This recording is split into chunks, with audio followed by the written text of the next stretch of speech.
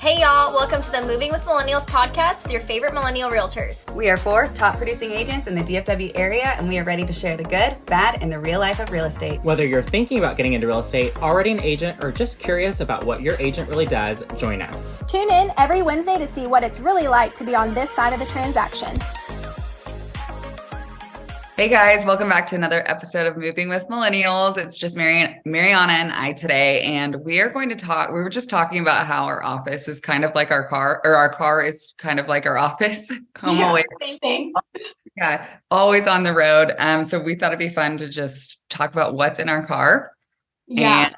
And Oh my gosh, I feel like my car is not only my office these days, but also like a play gym, and like I have a whole like tub of like diapers and wipes and like anything that I might need on hand last minute that I forget walking out the door. For sure. Yes, Crazy. definitely. So why don't you start? We're going to kind of go back and forth and see what each of us has. I feel like we're going to have a lot of the same stuff. Yeah, like there's some obvious stuff that if you are a real estate agent or getting your license, like, and you are trying to figure out what should you have on hand, there are some obvious things that you definitely need on hand, like learn from our mistakes. Yes, for sure. So the first one on my list is toilet paper. Yes, that was the first thing on my list. Because, and actually the other thing, yeah, like it really does come in handy, especially vacant homes or homes that I've been in houses before where there hasn't been toilet paper and it's not vacant. But yeah, it comes in handy not only for us, but for clients too that need to use the restroom. Yeah, I mean, it's kind of like double purpose. Like if you need to like quickly clean something or something like that, just to have toilet paper on hand. Sure. Open houses, especially if you're hosting an open house, because you know you're in and out of the houses when you're showing them, so you can go to the restroom somewhere else in between showings. But open houses, you're there for like 2-3 hours. Like you definitely need some toilet paper. For sure. Yeah. That was funny. That's like the very first thing I wrote down. Okay, so one of the things in my car, I also have a cleaning kit. So I've got like paper towels, some Clorox wipes, just some like white towels or towels to like wipe things down if I just, have some water and spray or something. Because like it's inevitable that, especially like even I did this when I started doing more open houses, because I wanted obviously like any last minute messes that were left in the house when the seller left. I just want to like quick clean, or if it's like rainy outside and we're dragging in, foot traffic or mud or anything like that, I always keep those Clorox wipes with me because then I can quickly like wipe the floors down, countertops, whatever. For sure. I always have cleaning kits with me. Yeah, I have Clorox wipes, and also Windex wipes. Those wipes are really handy because you don't have to like lug around a Windex bottle. Yeah. And I wonder if it's like not good to like, because I did for the longest time have like a spray bottle of just like 409, like, multi-purpose cleaner. And I took it out because I was like, it's really hot in Texas, during the summer, that I don't want this thing like exploding or fumes in my car. For sure. What I really should start carrying is, especially when you mentioned the floors, like in houses getting dirty, is those like Swiffer like wipe things. That way it's like okay for the floors or most floors. Yes. Or, when I was really good about what I had in my car, I always had like a little mini broom, and it's called dustpan, just like a small one, just to have on hand, but I don't actually have that in my car anymore. For sure. But it was very handy when I did have it. Definitely. Okay. The next one on my list is the laser pointer. And then if that one dies, because I've had that happen before, I have like a manual, the old school, like measuring tape. Yes. Well, that's measuring tape was one of mine. Because I feel like even having the measuring tape, I always bring it for like final walkthroughs, or when we do inspection time. I always ask the client, hey, do you want to take measurements while we're here? Just kind of helps eliminate any, them wanting to come back another time to like measure for like appliances or furniture and stuff like that. So I'm like, might as well, while we're here, get, measurements. So it's nice to have that measuring tape for them. And I love the digital ones, but I've had it like those things, you never know when they're going to die. Yeah. Like the measuring tape too. But I actually think I have that in my purse, not in my car, but your purse is usually in your car. Yeah. No, I do. I keep mine in my glove box, the little, the digital one as well. I think that was good for room. Yeah, when you're doing like room measurements and stuff, Yeah. that's like perfect. For sure. Love Definitely. it. Okay, so this one I kind of laughed when I wrote it down. So I have I'm kind of embarrassed to say this. Maybe not embarrassed is the word, but I have a bunch of random keys that I have no idea. I didn't write that down.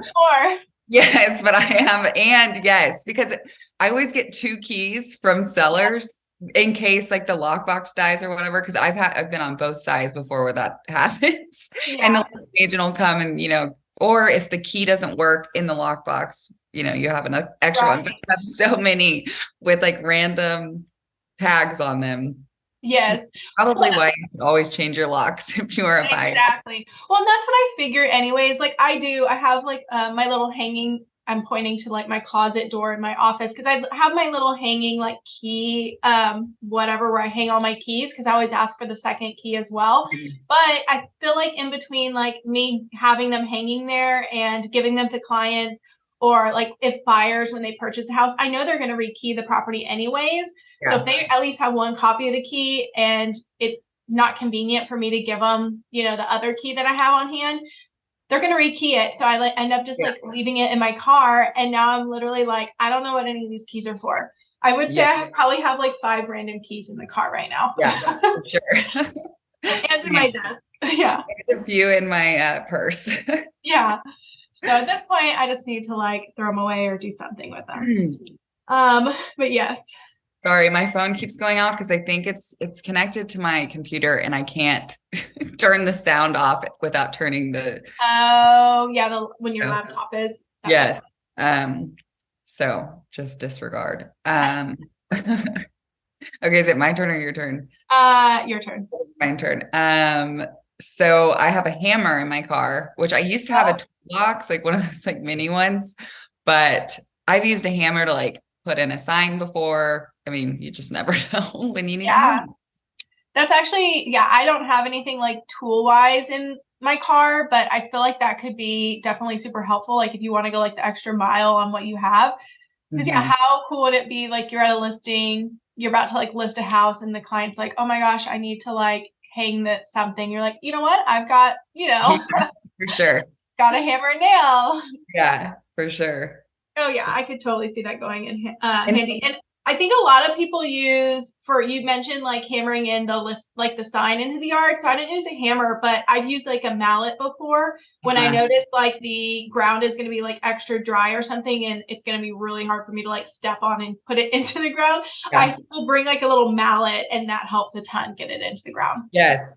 And this goes with getting a sign in the yard when it's really dry. I also have a thing of water, which someone told me that they have like a gallon of water, which is a good idea, but I always have just like a water bottle in case that happens to like wet the ground. Because I've had like a neighbor before have to help me, like, so I've been like standing on it trying to get it into the ground.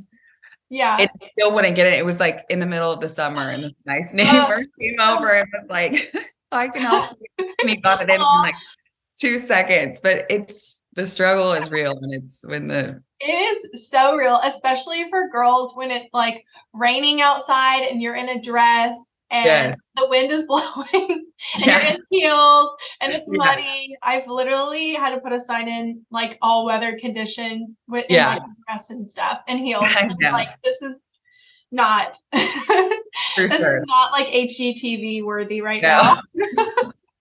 I know. And half the time putting the sign in, it is like not pretty at all. Like it's not cute. No, it really isn't. Like I feel like we need to like record more like the crap part of our job that we have to do. And one of those is putting signs in the yard. Like it's just not taking them out or Or what was it the other day? Like we were talking about cleaning kits. I'm glad I had one on hand. So my sellers had moved out. Well, when the movers came or something like that, they dragged in, they had the house professionally cleaned. So I don't know how this happened. But when the movers, I guess, moved out, there was still like mud, like all in the bathroom. It was weird. I was like, why is there like footsteps and stuff? So I was literally on the ground, like cleaning this house in my heels and dress. And I'm glad I had like cleaning wipes, but I'm like, this is crazy. Yeah. Or not like definitely HGTV worthy at all right now. We need to record more footage of just the not cute behind the moments. scenes. Yeah. Yeah, I know. Exactly. For sure. Okay, so some other stuff that I have in my car, and this is really at all times, and I feel like everyone needs to do this, whether you're a real estate agent or not, is snacks. Like I have little bags of like little nuts and protein bars. I try to get ones that like don't have chocolate or something like that, so they don't like melt in the car. But if you open up my glove box, like I've got all sorts of like little protein or type, quick snacks that will help me. Because there are some days like I remember I would go like hours of showings and wouldn't eat all day. Yeah, I know. So I'd be like, okay, I'm gonna have to stop and just eat some nuts for today. Sure. Or it's like, yeah, we're always on the go. So it's like we're either like getting food to go or just eating those snacks. Oh my gosh. Talk about to go food. So this was like a stupid purchase on my part, but I saw some agent had like it's like a tray. It's like this like tray or desktop thing that like connects to your wheel.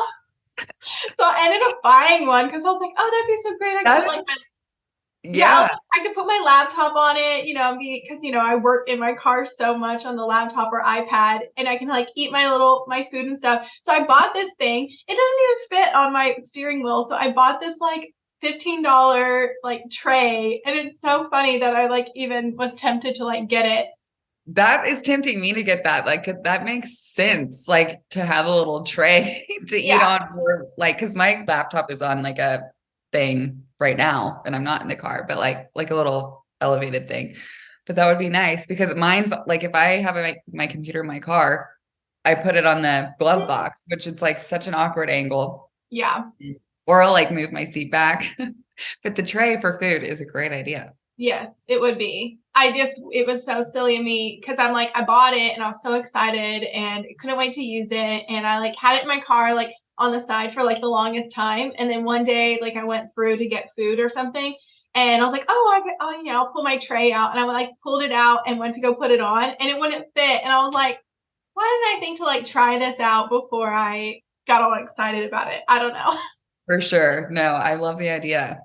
Yeah. You would think that they would have like a universal one, but every car is different, I guess. So, well, I think some trucks, not that I would buy a truck, but some trucks are starting to apparently like gear more towards like people who work from their car. Because if you think about it, there's quite a lot of industries that people work. I mean, they're in their car a lot. Like you've got a lot of like builders and things like that. They're constantly in their car, their truck. So they're kind of gearing it more towards people who have to work in their vehicle a lot. So I think there's like a Ford truck or something like that literally the seat reclines all the way back so you can take naps in your car. Oh, yeah. And then there's literally, I think the center console like piece like folds out to where it becomes like a desk. So it's like they're really trying to like gear toward like cars more towards that. That would be so smart. Yeah, for sure. I mean, I would love if my seat went all the way down to take a nap because there are some days where you're like in between appointments, but you can't go home. Or, you like have like this awkward amount of hour, like 1 hour to kill, and you're like, well, it's not enough time to like go home and do something and come back. Like I might as well just sit in my car. I try to, right, and just get some work done in the car. So I definitely have done that before. For sure. Not napped, but I wish I could. Yeah, for sure. I usually just go to Home Goods if I have time in between. Oh my gosh, right? That's so funny. Mine is always Home Goods, Target, Starbucks, which is like a real easy one to like pop in and work and stuff like that. But for sure. And I love Home Goods because every location has like different things. So I'm always like wanting to go on the hunt. Yeah. I love it. See what each one has. Okay, the next one on the list is a lockbox. I always have one in my car.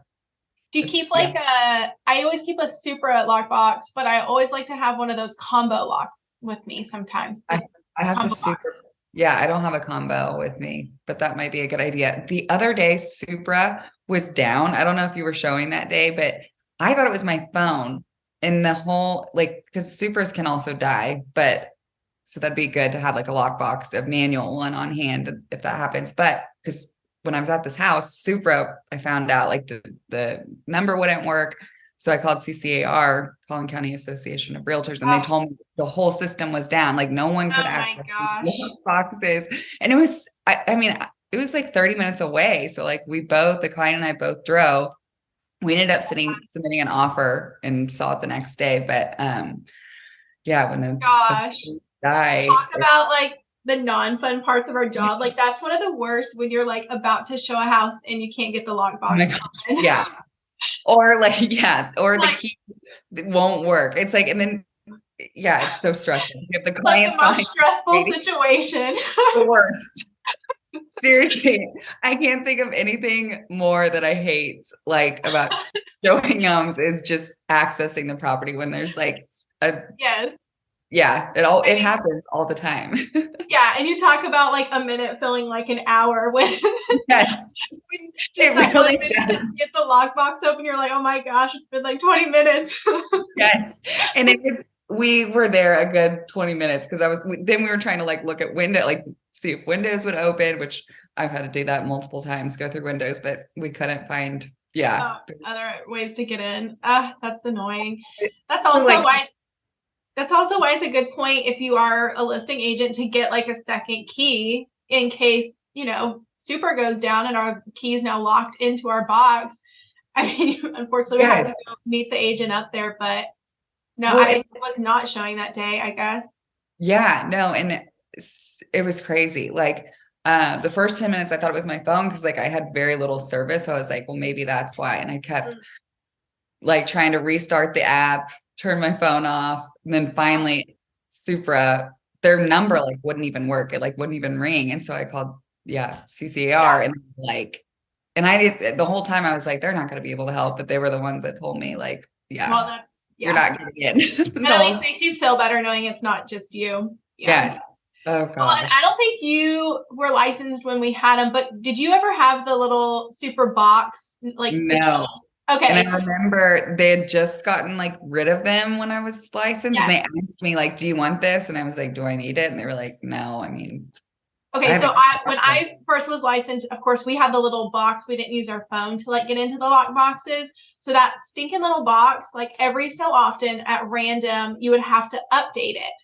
And in order to update it, you had to like call in a number, punch in like this, literally like it was probably like a 15-digit number. I'm not even kidding. Like they would say it on the phone and you would like punch it into your keypad or whatever. Yeah. And it literally took like 10 minutes to do. And it would just, like I said, be at random. So if you weren't constantly updating it like yourself, just doing it, you literally would get stuck at a door having to update it with a client standing literally right there. And that, again, I'm just having like PTSD moments of like, that sounds brutal. So I haven't come across any of those. Like, do you still have one of those, like, was it the same Supra? No. So it was not the Supra that goes onto the door. It was instead of using our phone to like open the box, we had this little key. Yeah, I guess I don't have it anymore. It was literally like the size of this little calculator. And so you would literally push the code in and you would like hold it up to the key box. Like that's how we got in. We didn't use our phones. Like the whole app was still like, I remember them saying at one point, like, hey, we got an app, but it's still new. Like this was like maybe a few years after I was licensed. So, because some people were already starting to switch over. So, but it's like you had to have that little device, which also was not fun because I would forget that device sometimes at home and get all the way to a showing and go, oh my gosh, I don't have my Supra. Like I don't have my key box or keypad or whatever I called it. So I had to go all the way back to grab my little fob every now and then. But with my phone, obviously, like that's a lot harder to forget at home. So yeah. But definitely. So good old time. Yeah. Sounds pretty. Yeah. Okay, so some other things that I always have in my car. So I do have a flashlight in my car. I feel like that's always handy to have. I can't tell you, especially with like daylight savings, how many times I've had to show a house in the dark. So which is also not fun. So having that flashlight is super handy for things like that. Yeah, I was in a house the other day. I ended up just using my phone or flashlight on my phone, but like this house had been on the market forever, and the listing agent didn't know this, but the power was completely off. Like, and this was like at 6 p.m. So we could still kind of see, but it was kind of scary because it had been vacant forever. Yeah.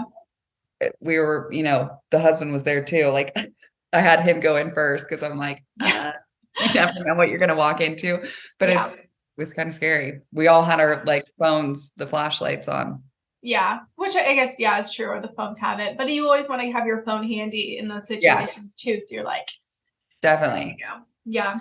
For sure. That's a good one. And you said, so obviously I always think you need to have a phone charger. I have my phone charger. I've got like an iPad charger. I have like all the chargers. I actually have, even in my glove box, I've got a multi-use charger. So it's like you could plug it into a USB and it has all the different cords for like different phone types. Yes. So, I remember when, the last time I had to go out and show like a whole day's worth to from an out-of-state client, I had that with me and my portable charger, my little handy portable charger that has like several charges to it. So it was super helpful because the client was like, oh, my phone's about to die. And I was like, well, what kind of phone do you have? She's like, an Android. I'm like, perfect. Like, I have this, I've got this. She was like so impressed that I had like everything ready. And I'm like, yeah, you have to be prepared. Yes, that is such a great idea. I forgot about those like multi-use different kinds of phone chargers. That's super smart. I may need to get one of those. I feel like a lot of title companies and stuff used to give them away a lot. Like they would market themselves on them. And like whenever I was teaching, I think I got one from like a staff development thing. Like there was a time where those were like really popular. Like people were. You just don't think to like keep them. Yeah. Yeah. Cause like I keep these like portable chargers. Like one's in my purse, one's in my car. I like, even at home, I don't charge it. I mean, I only use these portable chargers. Like we have a million of them, but I was with the client, her phone died. Luckily she had an iPhone. I didn't have one of those multi-use things, but I just let her borrow it for a second, but yeah, nope. Super helpful. And then hand sanitizer, chapstick. Those aren't really real estate related. Band-Aids. I keep Band-Aids in my car. Yeah, a little first aid kit of some sort. I think that's super helpful. I feel like if you want to go like the extra mile, these are things I don't have in my car, but I was trying to like think of other ideas of things to have in the car. I think you brought up light bulbs. Like that would be really great in case you are at a listing, you notice one of the light bulbs is out, you could just pop it in real quick. I think that's always helpful. Again, if you want to go the extra mile, I feel like I read somewhere like dog treats would be really helpful. And I'm like, what is it? Coloring books for kids. Yeah, things for kids. I thought that was a good idea. Actually, I do love with closings. I've got some like printed home sheets, like coloring sheets. So I bring those and some crayons sometimes to the closings. That and open houses would be great for that. Super smart. Or some sort of toy. Yeah, that's a great idea. Yeah. Two things that I thought about that I don't have in my car, which I should, is blue tape for blue tape walkthroughs. Yes. And if you're listening and you don't know what a blue tape walkthrough is, it's when a buyer is under contract on a new construction home, it's about to close, and you go mark the entire house with blue tape where things need to be touched up, whether it's texture or paint. But builders have become so like, have you noticed this? Like they only give like one roll, like, and there's like multiple people, like both spouses, the agent. So like I'll just tear a long one and just give it to everyone. But like, I guess they're trying to save like the tape, but and then like you'll like be running out and you'll just like tear this tiny little thing.